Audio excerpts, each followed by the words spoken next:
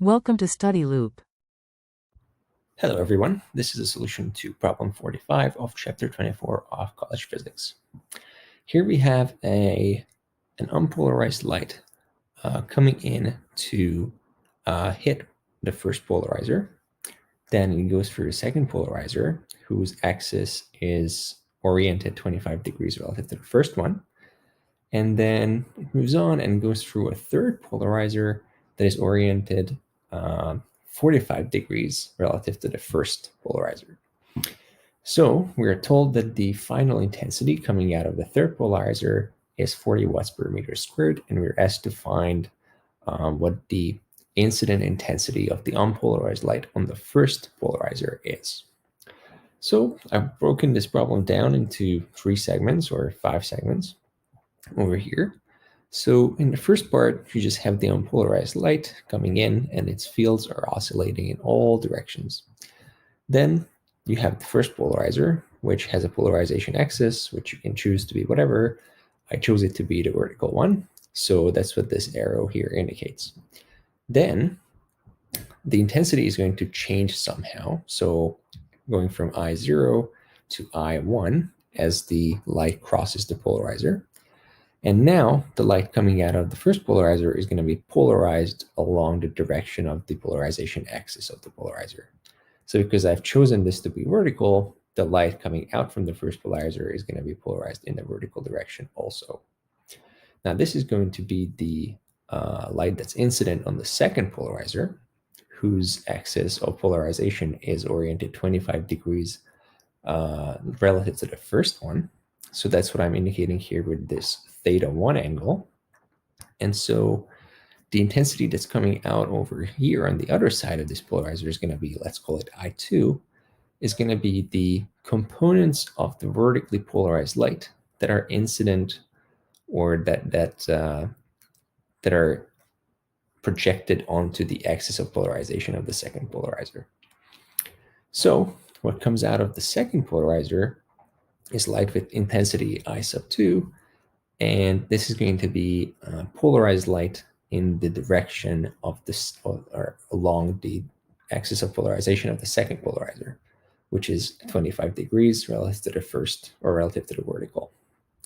Now this is going to be incident on the third polarizer, whose axis of polarization makes an angle of 45 degrees with the first polarizer's axis. So this means that it makes an angle of 45 minus 25 with the second polarization axis. Okay, so that's what I'm just writing here. You see in red, that's the axis of like the black dotted line is the axis of polarization of the first polarizer. The dotted or dashed red line is the axis of polarization of the second polarizer, and the black solid line is the axis of polarization of the third polarizer.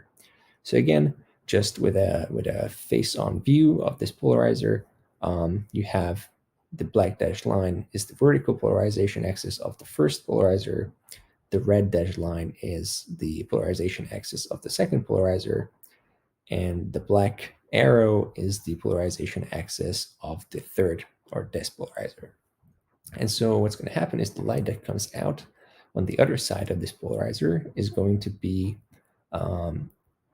polarized in the direction of this third polarizer, which remember is now making a 45-degree angle with respect to the first polarizer's axis.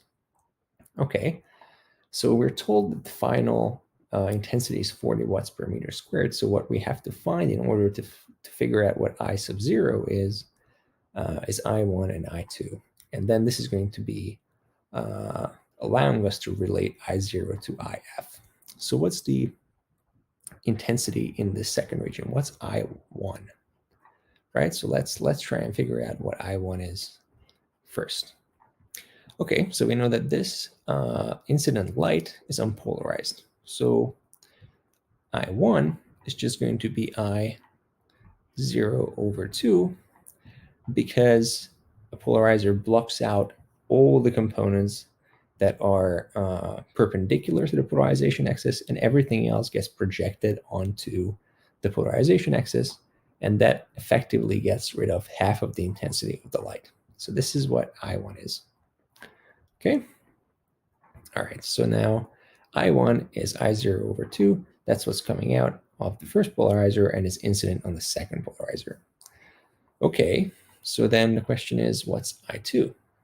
And so I2, this is just, now polarized light incident on a polarizer. So all we have to do is use the cosine squared law for how the intensity across a polarizer changes. And so because we chose the axis of the first polarizer to be vertical, and we know that the second polarizer makes an angle of 25 degrees with respect to the polarization axis of the first one, we know that the angle between the polarization of the wave coming out of the second polarizer and going into the second polarizer is going to be 25 degrees. So then we're going to have that I2 is equal to I1 times cosine squared of theta 1. Okay, so if I now write this in terms of I0, then this is I0 over 2 times cosine squared of theta 1. Okay, so this is what I2 is now. Now I've written I2 in terms of I1 first, and then in terms of I0 because I can write I1 in terms of I0. Okay, and so lastly, we want to figure out what IF is in terms of I0.